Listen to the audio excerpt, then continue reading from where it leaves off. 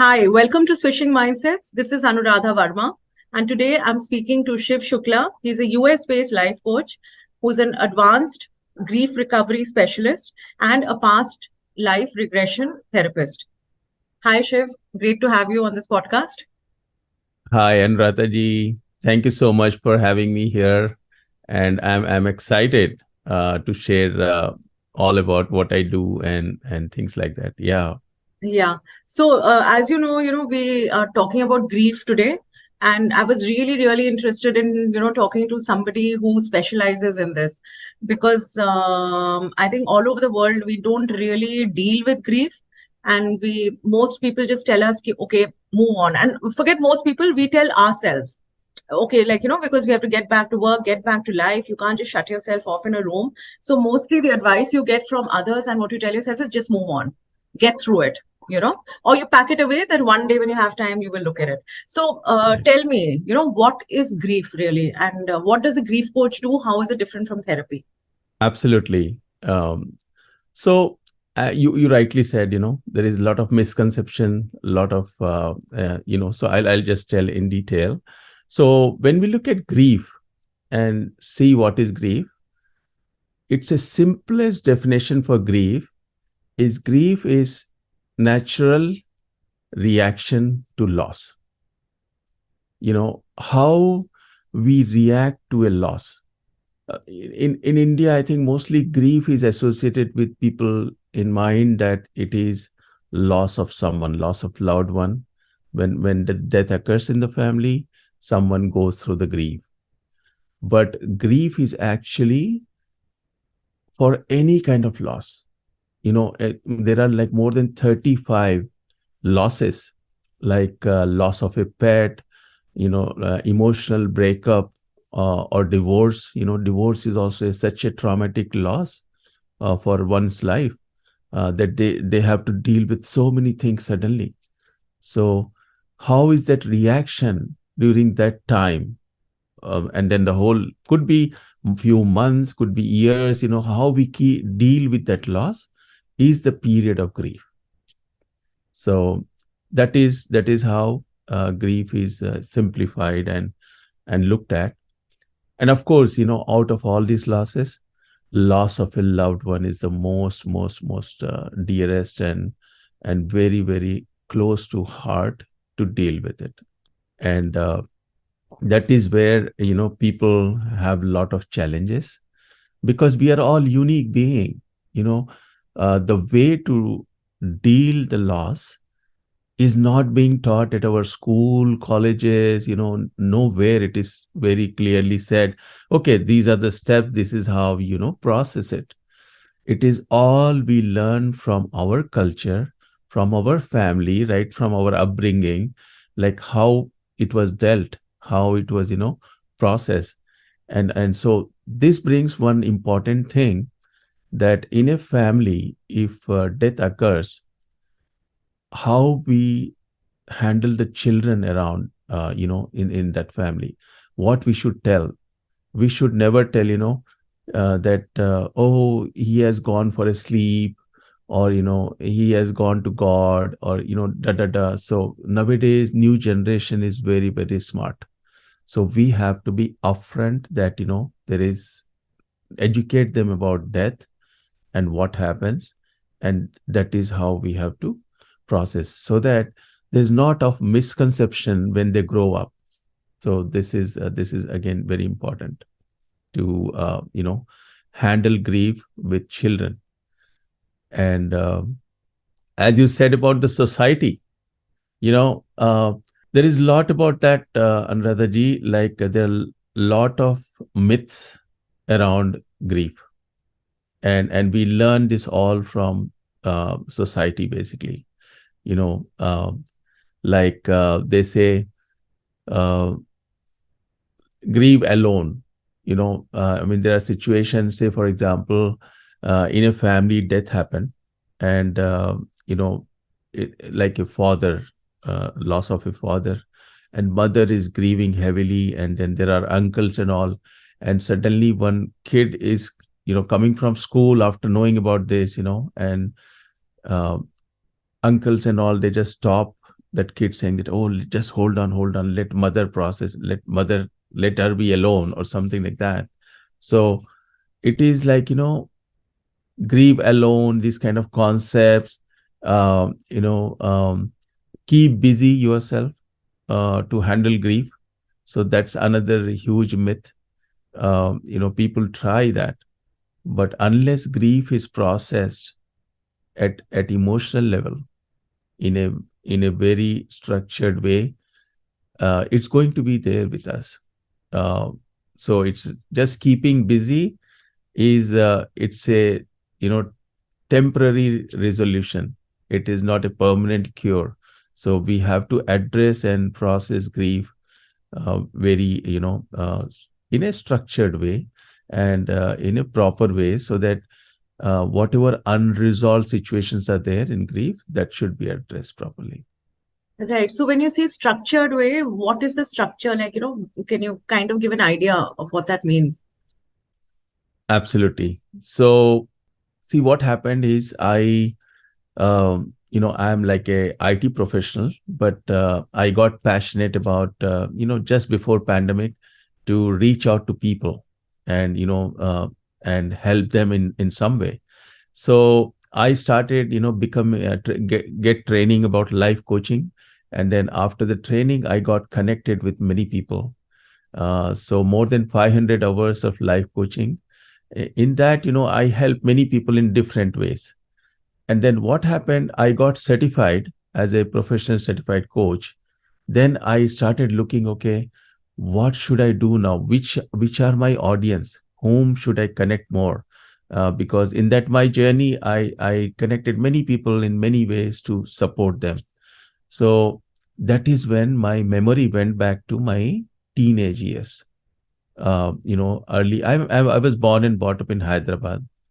So those days we were three brothers in the family, and my mom. And mom was going through medical challenges, and I was in teenage years. And mom used to like go to hospital and then come back home with little recovery, and she was on bed. So one day, what happened in the morning? She just asked three of us to come into her room, and she asked us to close the door. And we closed the door, and she said, I saw a dream in the morning. And she said, in the dream, there was a very divine being with lot of light around. And that being was asking, you have 7 more years of life. Do you want to come back? At that time, mother was, medical challenge, like, a lot of this thing. So she just said, yes, I want to come back. And then divine being said, you have 3 days, whatever you need to do. And mother started telling us all her wisdom. You should live like this. You should be uh, very good to each other. Money should not be an issue. All her wisdom. And I, being a teenager, I was like, no way, no way. This is just a dream, mama. This is nothing is going to happen. This is just a dream. And that is what is one mind was. But Anuradha ji, you will not believe. It was third day, 5:30 p.m. in the evening, she died. And I was like, how is this possible? How is this? Then I became very angry with God. Those days, I used to go to Hanuman Mandir on Saturdays. Every Saturdays, I used to go. And I said, are you showing your power? Are you telling and taking my mother away? And blah, blah, blah. So the anger was one of the biggest emotion those years that I had to deal with in the college years, and I got a lot of disturbances. So I got connected to that. And then I said, I lost so much of my focus in the college and so much disturbance. I should address, this area, that I should, help people. So that's when I looked at grief coaching, and I got a structured program where it is a non-religious based program, and it is in a coaching session. So like I have like 5 coaching sessions in a group format, and it's a like little longer, like 3 hours, because I don't want to give homework. Homeworks we never do. Right from the childhood, homework is something a blocker.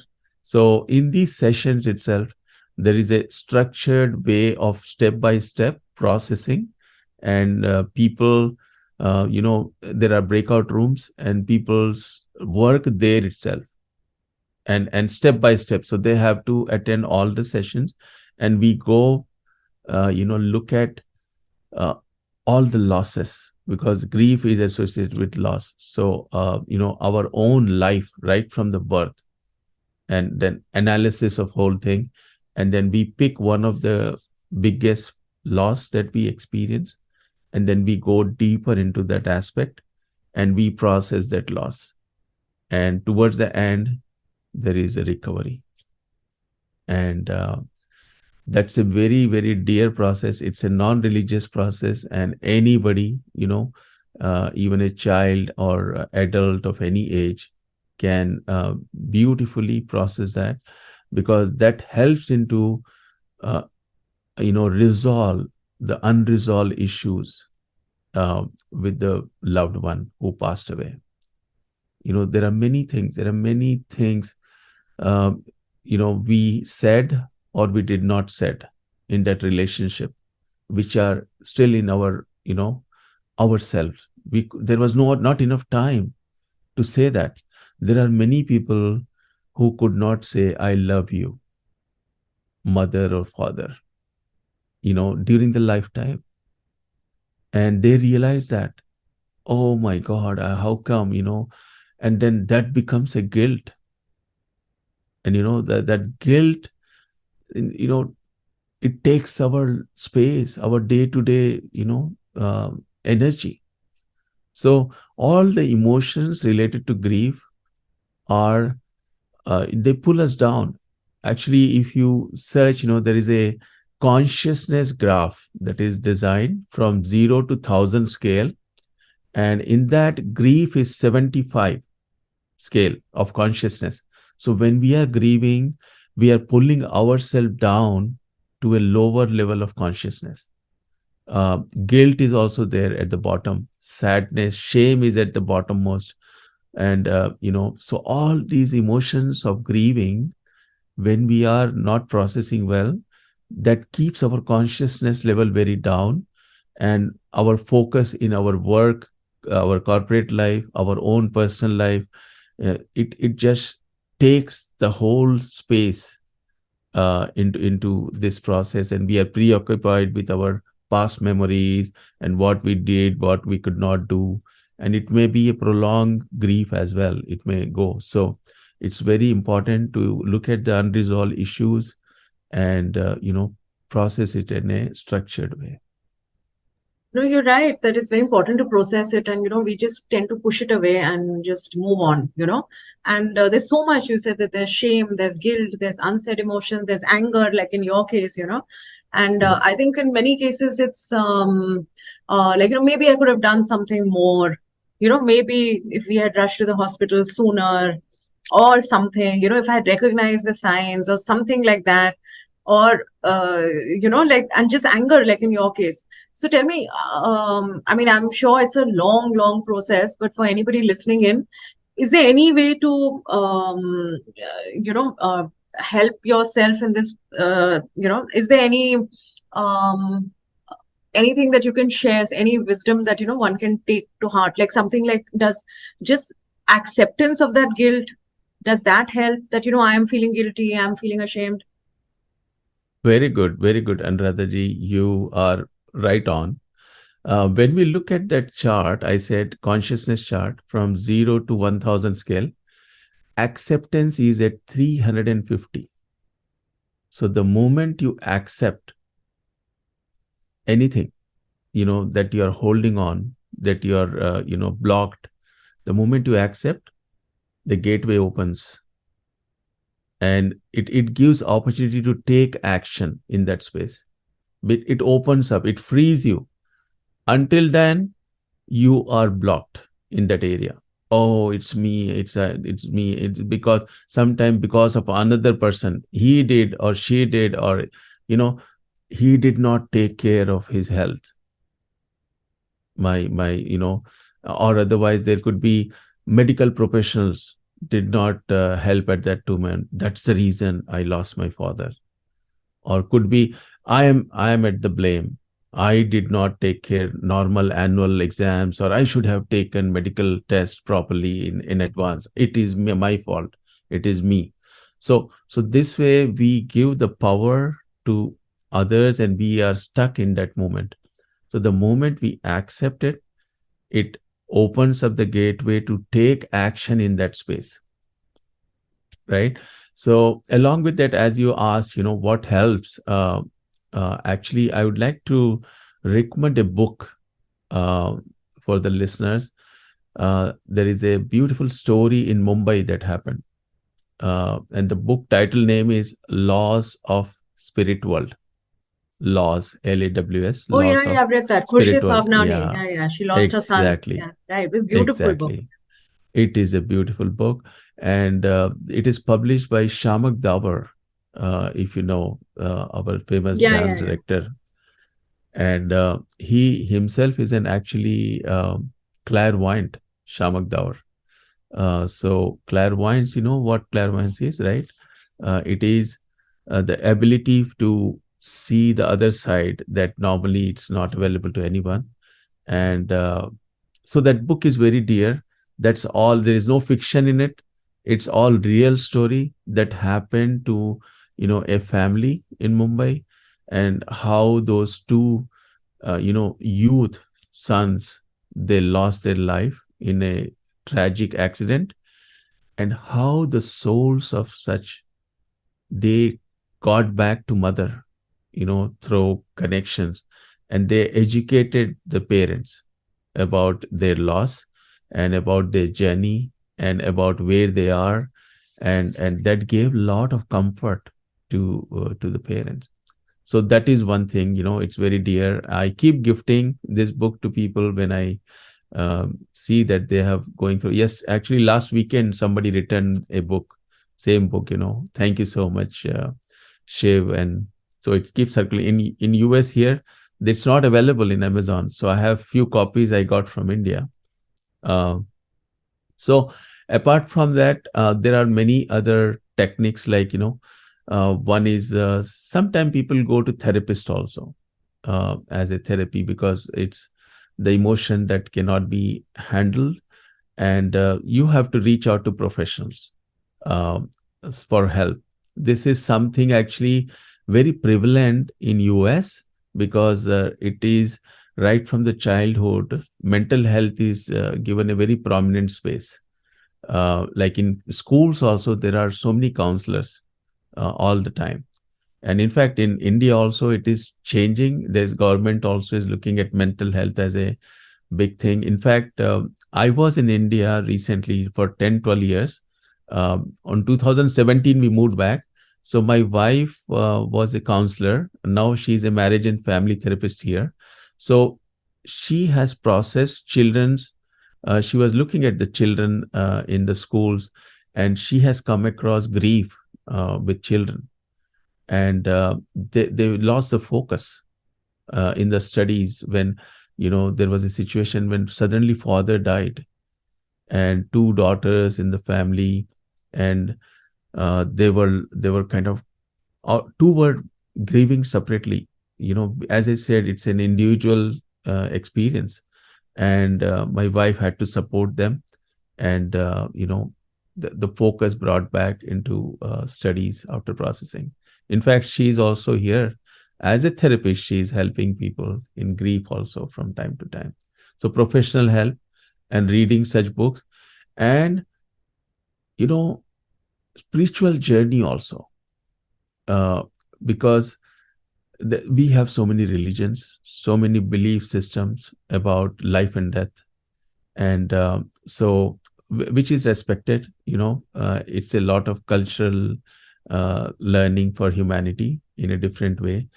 But whenever you get a chance, read other people's stories, and as well as I have a lot of experiences, Anuradha ji, on this front, and which has drawn me into this space.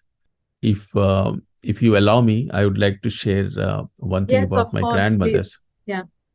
Thank you. So, as I said, clairvoyants are some people who have this ability.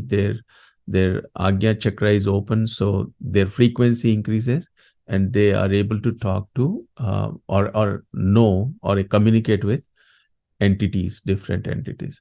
So there, I used to go to spiritual conference in Bangalore, Pyramid Society. So one lady came from Germany, and that year I lost my grandmother. My grandmother was became my mother because I lost my mother early age. So she was dear to me a lot. And so that conference I used to go every year. So that year on December early, my I lost my grandmother, and the conference was end of the December. So I was there. Suddenly, a lady came from Germany, and she was a medium and a channel, and she was offering sessions. And I quickly latched to one of the session. I said I want to have it. I went for the session, and Radhaji, she said, "What made you come here?" Then I said, I lost my grandmother recently, and I was just sharing about that. She started smiling. I said, "What is it?" She said, "She's right behind you. She's full of light. She's such a highly evolved soul, and she's thanking you." She said. I said, "Thanking for what?" She said, "Thanking for the prayers." I was like totally, uh, you know, bowled out with that single within few seconds of my interaction with her. And you know what the prayers is, Anuradhaji? My grandmother, 92 years old, she was in Apollo 11 days in ICU, and doctors said, that they cannot operate at that old age and all. She was on life support, and doctors said, you can take her home. And I told, if we take her home, how is, she may on the way, she may pass away. Technically, we can't provide that life support. Doctor said, yes, technically possible. Then I said, no way. And then I went back home.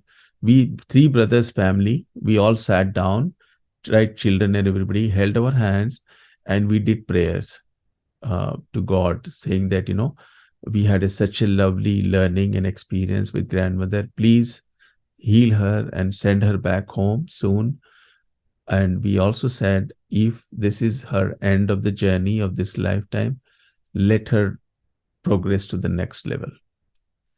In 40 minutes, call came from Apollo that day. And we went, and they said she just passed away. And that is what she was referring, the medium, that your grandmother is thanking for the prayer. And, she was holding on to herself. And when she saw the family members' prayers and this thing, and she then chose to leave the body, and then she continued her journey. And a lot of other conversation happened with her at that session. So these are my own personal experiences. As you know, death is not end of everything. Death is end of a physical lifetime. Each relationship has three aspects. One is the physical relationship that we are all connected with. Second is emotional relationship.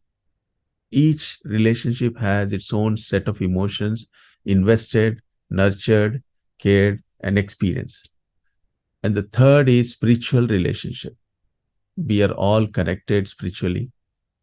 We are here for the purpose, and that is what we are experiencing. So death ends the physical relationship aspect. Death is something that after that we cannot touch, we cannot feel, we cannot experience physically, but emotional relationship continues. And that is the area we have to work on in grief, because we are dealing with the emotions of the loss, and that is the thing. It has to be properly processed, and unrealized hopes, and everything in that relationship and aspect has to be recovered in a very structured way. So what you're saying that, you can draw comfort in your grandmother's story that you've told us, and thank you for sharing that really. And also, the book Laws of the Spirit World. Um, I think what you're saying is that death is not an end. So one can draw comfort from that thought, right? Absolutely, Yeah, absolutely. yeah.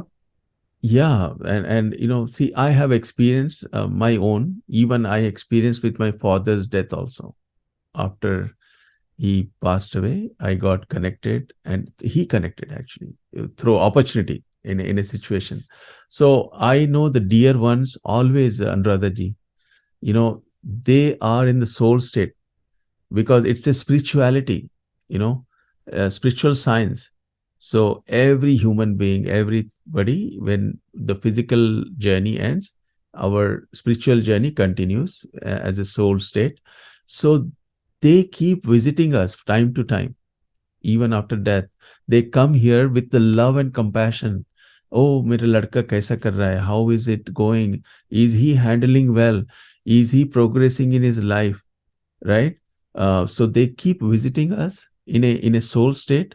We cannot see them. We cannot experience. If we start experiencing, this world will be a different place, right? So it is, we were meant to be experience our life journey. So they keep visiting us time to time, and it is uh, there actually when we handle grief in a very proper way, and we bring back, recover ourselves back, and progress in our life, they are the ones who are the most happiest one. They they try to actually tell immediately after death that I'm not died, I'm here, I can see you. And they come in dreams, they give us a dream, or they show so many signs. Sometimes people may experience, if they are a gardener, they were very favorite about roses, people can experience rose smell suddenly. you know there is a book, very paper book called Sign, by written by a medium again, and it talks about how we get in visited, or we get communicated after our loved ones passed away. So that's been my personal experience, and even a lot of mediums and everybody says that. So if we can connect to that at the moment of death, if you just iota of thing that you accept that, okay, there could be a possibility that my loved one is in that state, and they are visiting for my welfare, for my love, they want to see me progress in my life, and that is what gives comfort to them. With that understanding and knowledge, I can say at least 20 to 30% of your grief will slowly be recovered. Yeah, that's a good motivator. Yeah. And another thing, which you mentioned, that emotional connection, that relationship continues, right? So most of the time, what happens is that emotional relationship that we share, it becomes a memory. And sometimes it becomes a very far off memory because we don't know what to do with it, right? It's Mhm. like in your past, it's an old memory, and sometimes it comes. So tell me, should one nurture that memory? How do you keep it in your present? Should it be part of your present, and how do you do that? Very good question. So as I said, it's this emotional relationship continues even after the death. So it depends upon the person who died, how we are connected with. So our relationship, suppose if we lose our parent, our relationship is right from the day we are born. By the way, our birth, I said about the birth, moment of birth is a grief moment for an infant. Do you know that, Anuradhaji? Moment of birth No, I did is not is know a that. moment of grief. Just look at this. In a mother's womb, we all spend beautiful time, right? In a warm space, in a cozy space, with so much love of mother. And the day comes that we are pushed into this world, and that tiny infant baby, when it comes out with lot of pain and lot of thing, And the moment it comes out in a hospital, in an air conditioned environment, and it's like, shocking experience. On top of that, on that arrival, doctors and nurses, how they welcome? They take the baby, Make it hit it cry. onto the bump, and just to try to make sure that it's crying, it's okay, internally working. But look at that baby, welcome with a bump, and with a cry and all that. So it's a loss for the baby from that womb state. So we are born grieving with that kind of loss of our that safe space after things. So that's how we have so many losses in our life. And coming back to the emotional thing, so it's how much emotions are invested in that relationship, right? From the parent loss means, right, we have the whole memories right from the childhood till now, till the moment of the death. So these all need to be processed. We have positive memories, we have negative memories also in a relationship. So, and we have things that we did not say, a lot of guilt, and so many things are there around that.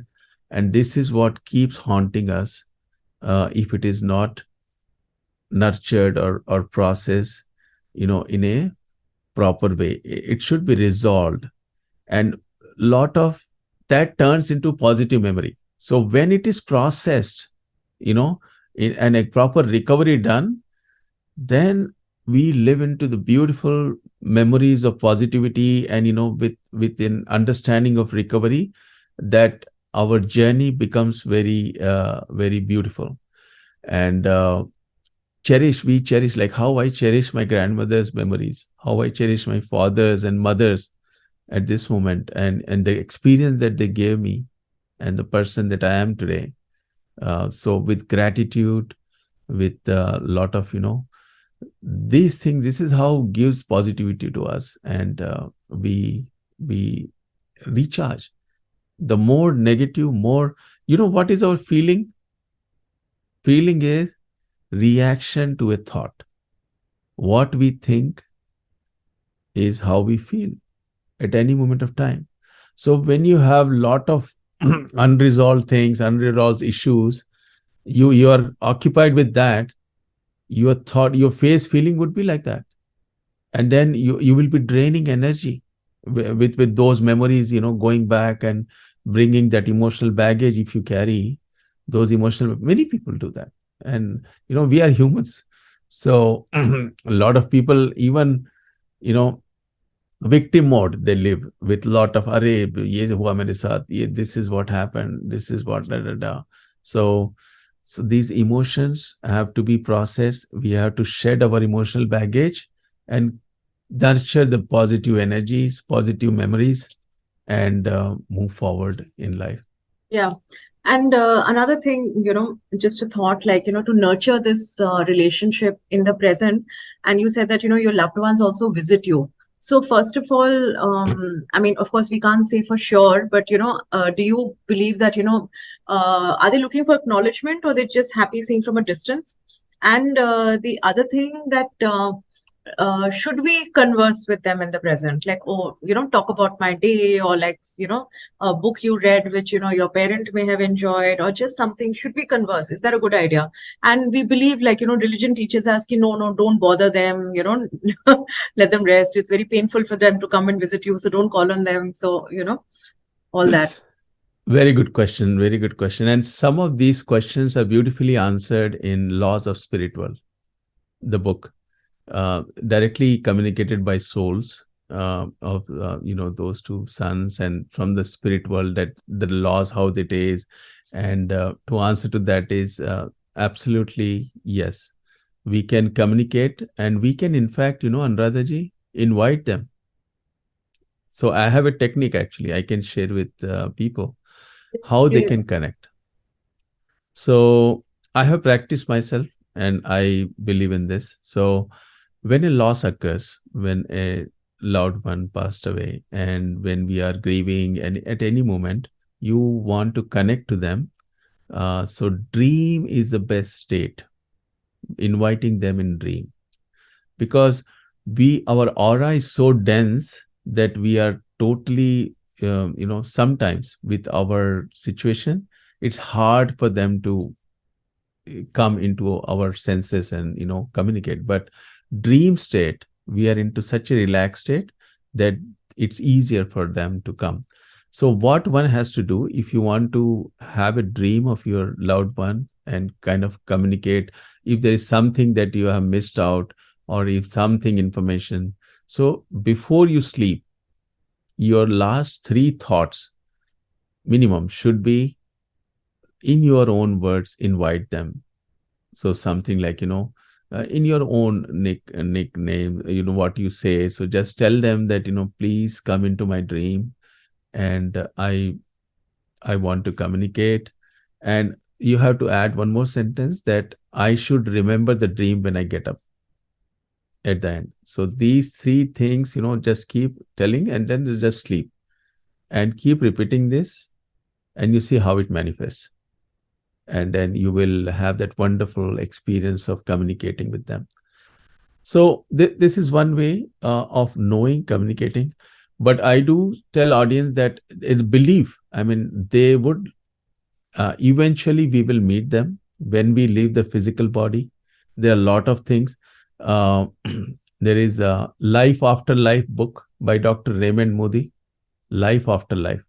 He was a medical doctor, and he has seen his patients suddenly, in a traumatic situation, coming back. Some of the patients saw what the surgery was happening, and they communicated after coming back, hey, you dropped the scissor, you did this, that, and he's like, what is this? You are in anesthesia, what is this happening? So he took that as his own research, met more than 10,000 such situations, people who experience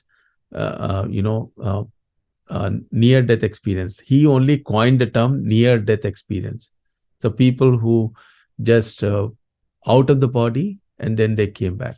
So that book, Life After Life, is a beautiful book for people want to read more about how at the moment of death what happens, and or how we are as a soul journey.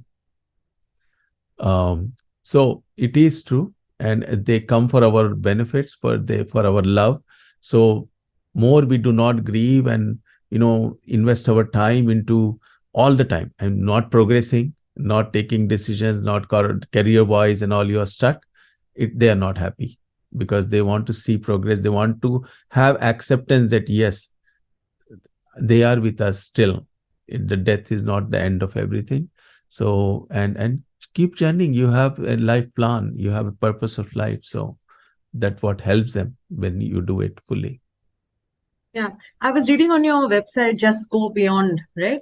Yes. And that you've written that your past life regression session also helped you. You suffered from vertigo, I think, from what I remember.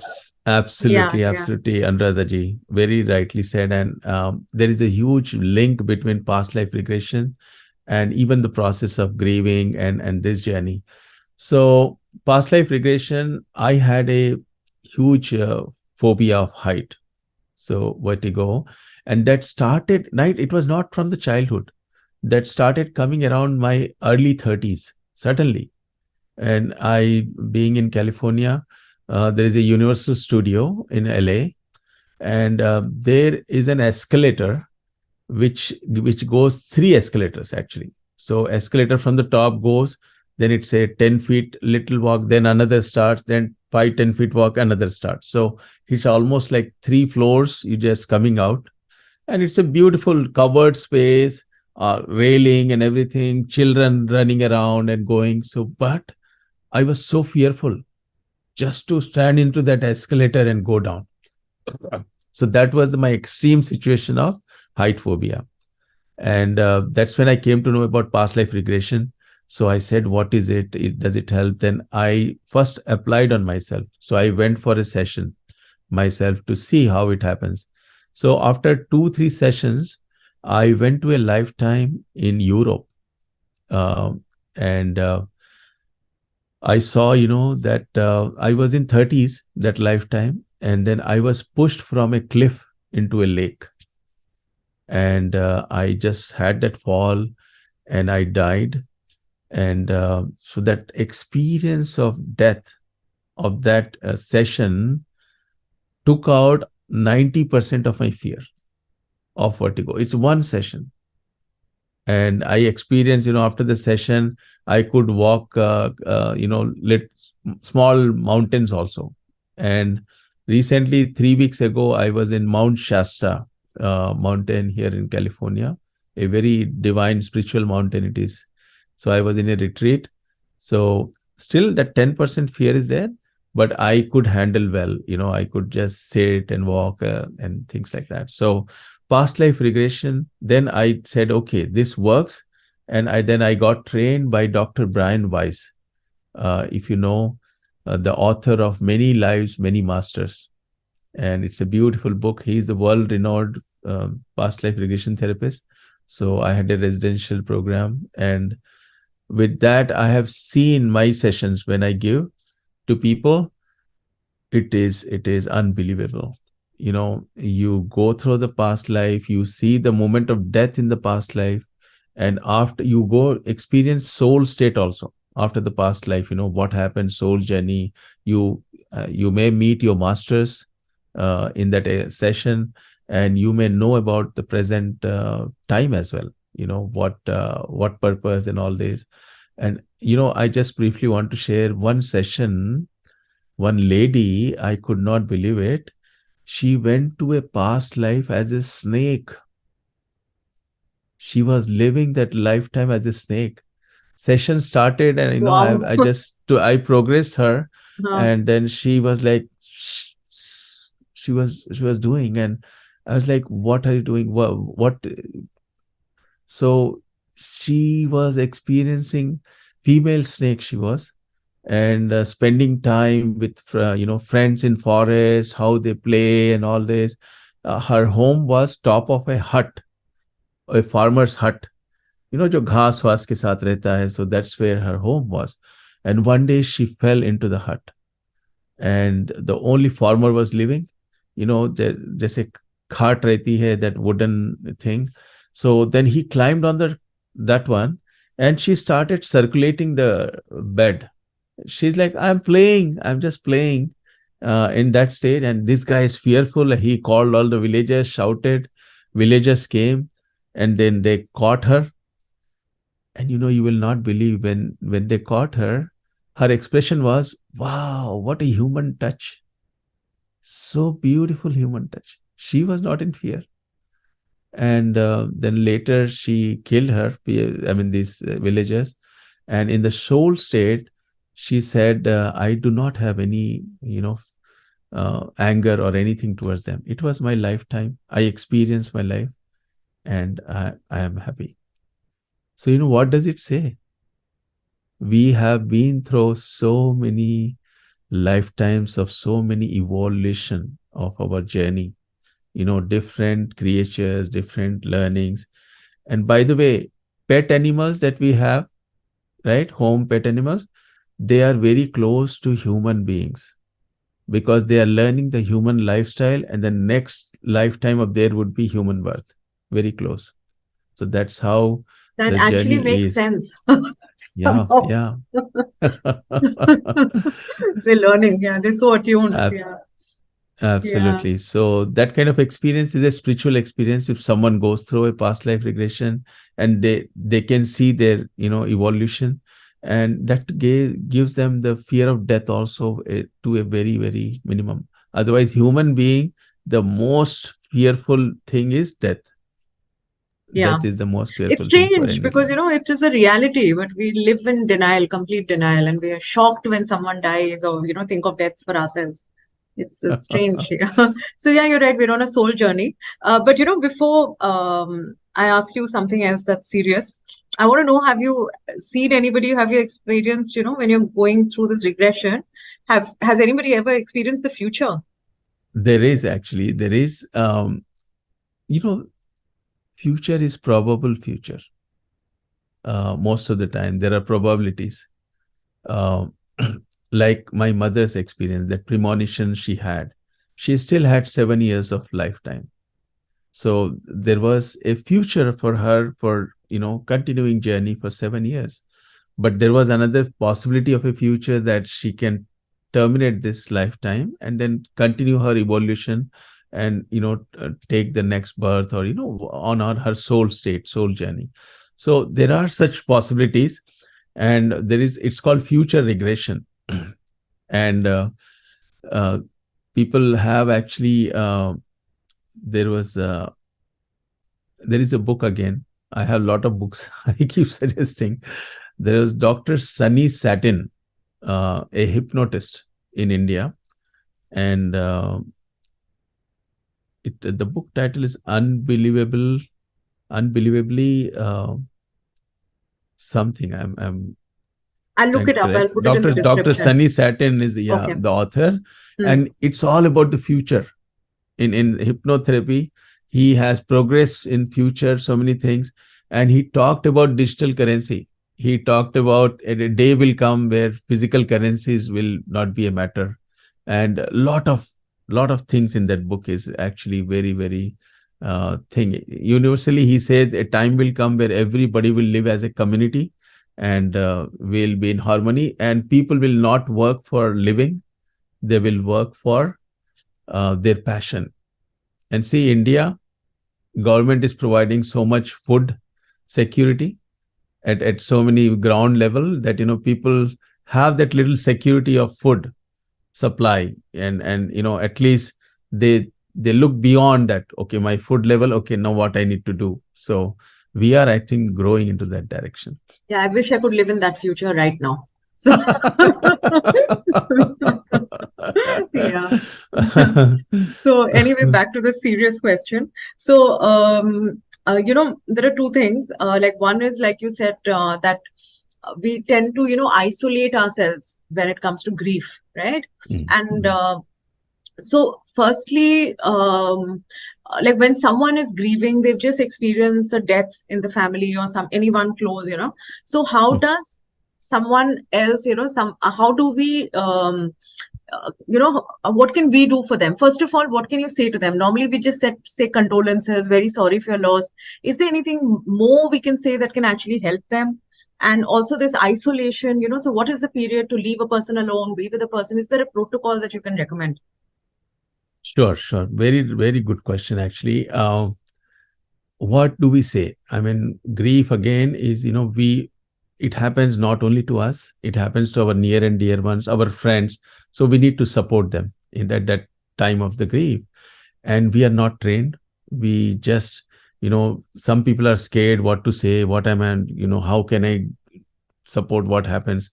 So people with love only, they go and support. For example, I'll give one example. If a person lost a child, right, and they're grieving about the child loss, and a friend of his comes in, and he, as a support for the grief, the friend says, hey, don't worry, you will have another one, and just take care, you just be strong. And what happens to this guy who lost? He will say, what do you know, man? I lost my child here right now. What are you talking? And it is a disturbing suggestion for such person in a grief. He will not like at that moment. He says, what do you know? I'm going through. So we are not trained how to do. But the best thing you can do is offer support of, any kind of physical support, be there, take care of some duties of that person, make them little lighter, and let them process it. And, and then that kind of thing is very helping for the people. Unsolicited advice should not be given, and especially any mystical, any thing like, अरे भगवान के पास गए हैं, ये होगा, वो ठीक होगा, and all those kind of things are not helping. Indirectly, sometimes it backfires. So any physical support, provide meal, let them not cook, let them, if you're a neighbor, if just take care of their children for some time, spend with some time with them, children, take some responsibilities, little bit you can share, help that support at that moment of time, and see how grieving they are, and if they need any professional support, or and books like this, Laws of Spirit World or something is healing, when they know that, okay, it happened to somebody and they have gone through and that is happened. So it may be possible that my loved one also may be in that state. So these kind of supports are actually good. Yeah, so more than words, basically just show up for them, no? Just be there for them. Be there for them, Be there for them. and help them if there are any light ka bill pay karna and all. I mean, those days are gone. Now everything is online. I remember those days I used to stand in line to pay the light bill. Okay. So any kind of physical support, any kind No, of but even now responsibilities. there's so many things, death certificates to be done, property papers, so many things are there. Exactly, Yeah. exactly. One thing, as you said rightly, kindly for everyone, please have will in place. And you write your own will in a proper paper, or let your parents or elderly also have some kind of will that will help when in the process of this, because I have gone through those challenges, a lot of paperwork, as you said, about the paperwork to involve. And this is no harm. I mean, this is open secret that we are all living here, but we have exit point. And if we are just prepared for our loved one, we are preparing for our loved ones to not to go through the challenges. So that could be one thing. Yeah, and what you said, it's we're on a soul journey, so this is an unending journey. Yeah. Absolutely. Yeah. Absolutely. So, I also just want to, briefly touch upon other forms of grief. You said there are like almost 35 kinds that you deal with. And you also, coach people in troubled marriages and things like that. And like you said, there's also pet loss and everything. So, like I'm saying that grief is actually comes in many forms. Suppose, I'm just mentioning a few, and then, we can talk about Sure. maybe whichever you like.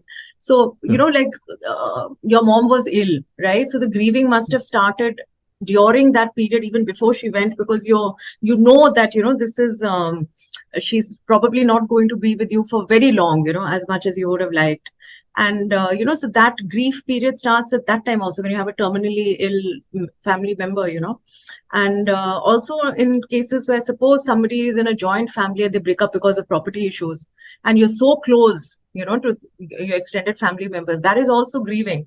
There's so many things. Or you leave a city where you've grown up and you leave your friends behind. There's so many kinds of grief, So, Absolutely. yeah, marriage So breaking up, it's life as you know it, and it's gone, exactly, Yeah. exactly. Very good question, Anuradha. Again, as you said, there are different types of grief. So one is the normal grief that we go through. Another is what you said is called like anticipatory grief. In place of anticipation, like a terminal illness. The moment someone in our family or we ourselves come to know that we have 5 months of life, 6 months of life because of some medical issue, then we go through grieving right at this moment. And family goes through grieving. Are kya hoga? What will happen if after 5 months? What to do? What we are losing? Da da da. So that is called anticipatory grief. And there is a community grief also that happens when we as a community we grieve on some common thing, like losing a leader. When Indira Gandhi was assassinated, there was a huge nationwide grief, and celebrities loss. So that is one thing. Another is secondary grief. So this is something happened to our friend or distant relative, and we are impacted with that loss. So we also go through a little bit of grieving of that thing. There is something called like traumatic grief in an accident. Recently it came, actually, one situation came to my wife. Mother and son were traveling in the car here in California, and unfortunately it met with an accident, and instantly mother died. The family had 4 children, and she was a single mother, and the eldest daughter is, I think, 19, 20 years or something. So one son, 5, 6-year-old son, got injured a lot. But this was a traumatic grief for the family to go through. In fact, the grieving session just happened last weekend for the daughter, and she was so much relieved with that process of stages. I mean, the structured grief process that I said. So this was a form of traumatic grief. There is something called complicated grief also. This is another scenario where a client, um, oh my God, that was, in right in the San Francisco.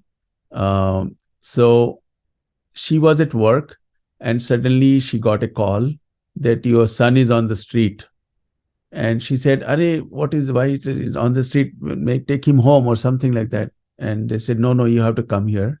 And when she goes, he just ran into the street, and a car went by on him, and he instantly died on the street. So it was 6-year-old child, such a loss she had in her life. And then suddenly, after retirement, like in January this year, they were at home, she and her husband, and neighbor said, handyman fell. And her husband was a handyman in the previous, he retired and all.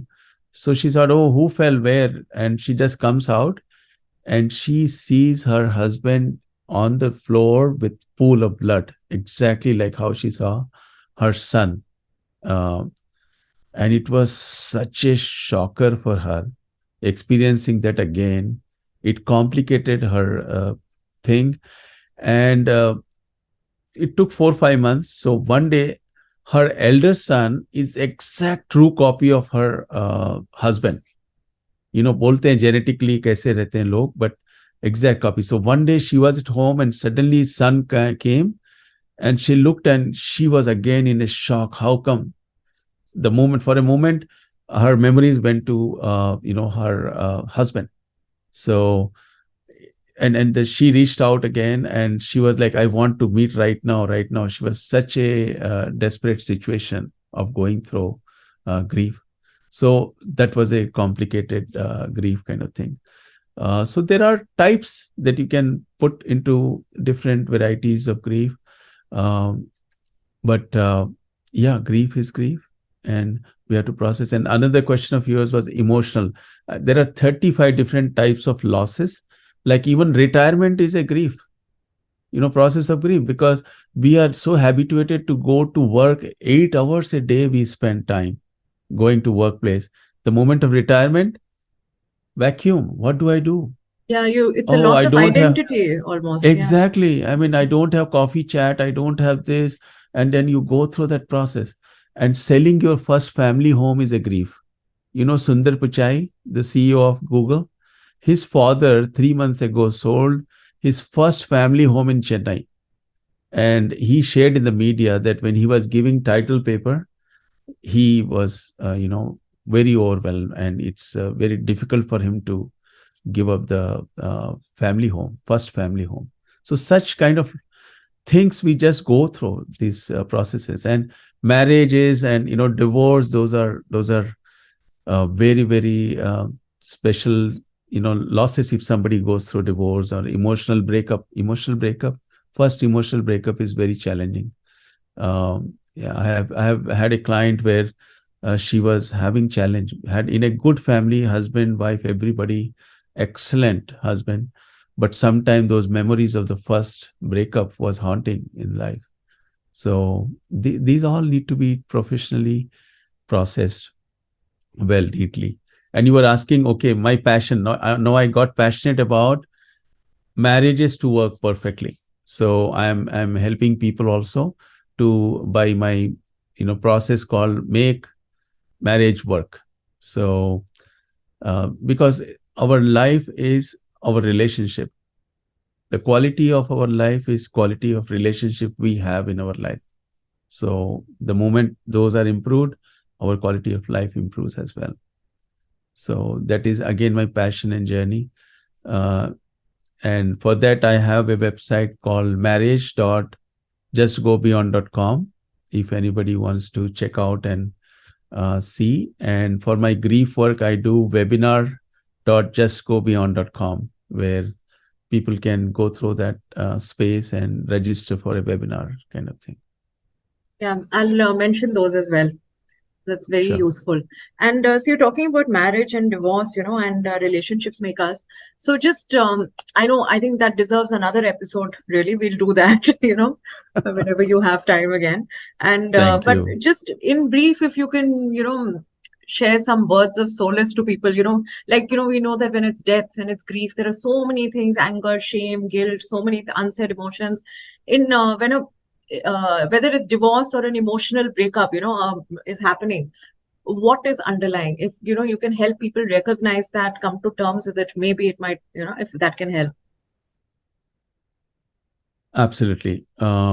So divorce or a breakup is a like very traumatic thing. It's like I said, there are three aspects to relationship: physical, emotional, and spiritual. This situation also, there is an end of physical relationship, divorce or a breakup. So there is no moment you can touch or feel or that person, that companion of yours. So in a way, that is end of physical relationship, but emotionally you are fully invested, and the amount of time that you spent, emotional investment, positives and negatives, those are going to stay with you. So that is the one you need to process. That is the one shows you what kind of grieving you are doing, how you are processing that thing.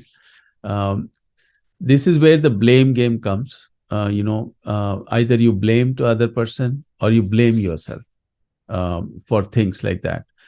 Because of that thing, this happened. I wish he or she was not like this in life, da da da, or I did something, da da da. So uh, these blame games, and we get stuck into our this emotions, that because of this, and we give power to other person, that it was because of him or her that I'm in this situation. I'm in a mess, financial mess.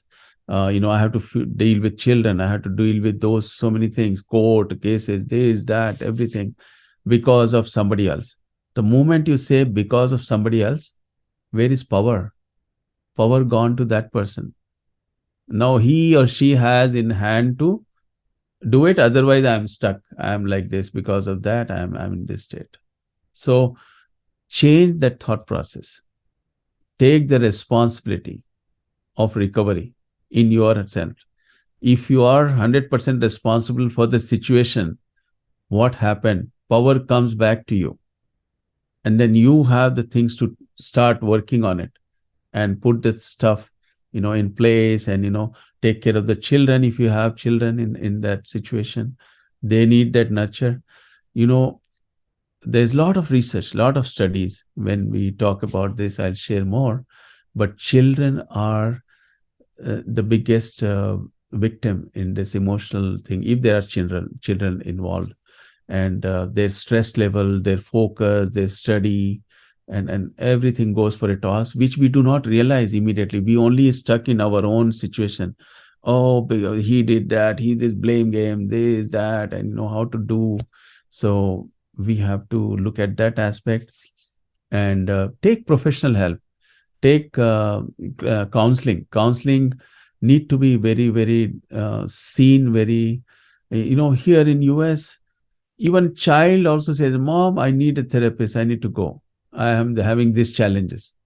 In India, there is still belief, are pagal ho kya tum, why do you need uh, and people fear telling also that I'm going to I think therapist. it's changing because I see a lot of Changing. couples and parents and friends Wonderful. also, they are gradually, of course, not so much, but yeah, quite a lot.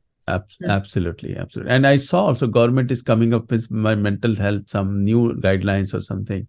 So it's very important, because You can't that is ignore the the biggest health. conversation. Yeah, exactly. Physical health, mental health. So we need support time to time. And yeah, Yeah, and I think you're right. What you're saying, like, in a situation like this, when some relationship hasn't gone awry, I think you need to take the power back And correct me, like this is just an amateur input, but I feel like maybe it's sometimes you may feel that, why did you allow this to happen to yourself? you know so maybe, that is where your anger is actually coming from, rather than at the other person, probably. Exactly, exactly. And Anuradha ji, that brings to a point where our character building happens with our own.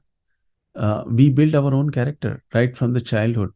Our family, our how we lived, how we were nurtured, what we learned, how our parents were, dealing with themselves, and we say, okay, this is the way to deal in life.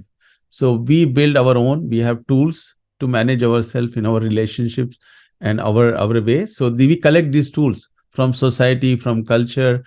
First is from our own near and dear ones, and then we say, okay, now I am equipped, so I have to handle this way, and which is not the right way, all the time. And the other person you are involved romantically, he or she also comes with his or own tools, right, of her own learning, of journey. So in this relationship, um, mostly what happens, if you do research and analysis, if someone is feeling victim right from the childhood because of some child abuse issues or some victim issues, so that victim mentality comes in, and that person looks for a relationship who is also a victim.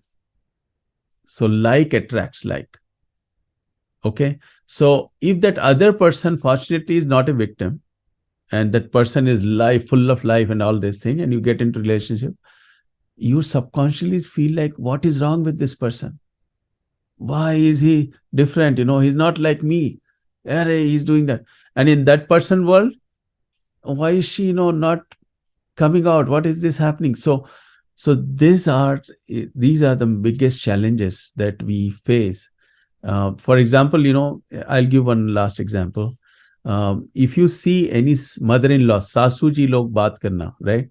If you see 4 or 5 sasus coming together, mother-in-laws, and talking about, and then one sasu says, oh, my daughter-in-law is so this, and she does not cook, she is very arrogant, da. So this victim sasu talking. Another sasu, another victim sasu, oh yeah, mine is also doing that. Oh, I am also in same boat, da. So these two victim sasus are gelling nicely. Third one, what are you guys saying?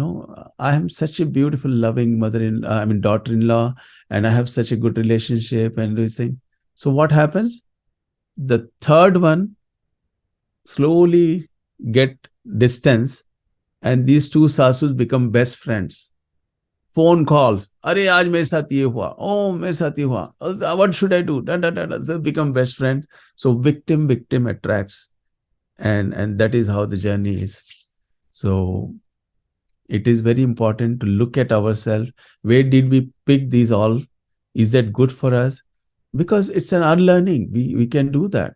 What is good, we can unlearn. There are all these tools, past life regression, professional therapy, and there are many ways. And then you can unlearn. You can become a better self of yourself any day. So that's what make marriage work. Is even an elderly, like I'm 27-year-old married, so I am also getting a lot of benefits at this age. So but the newly married ones, they at the beginning of the journey, they can learn these tricks and tools and make their journey a very loving and fulfilling. Absolutely. This sounds like the start of another conversation, because I'm sure there is so much. But but yeah, you're right. Basically get out of the victim mode. And I think to unlearn, you have to first recognize the signs, right? That you're doing something, Exactly. to yourself. Yeah. So I think that's Exactly. important. But yeah, thank you so much, Shiv. I think, like for me personally, I've learned a lot through our chat. And I'm sure that when it comes to grief, etc., this is not enough, but I hope, and I'm confident that, it will give comfort to somebody who's listening. And thank you so much. Thank you, Anuradha ji. Thank you so much. It was a pleasure talking to you, and it was pleasure sharing this, my whatever I learned and whatever my wisdom is, with your audience.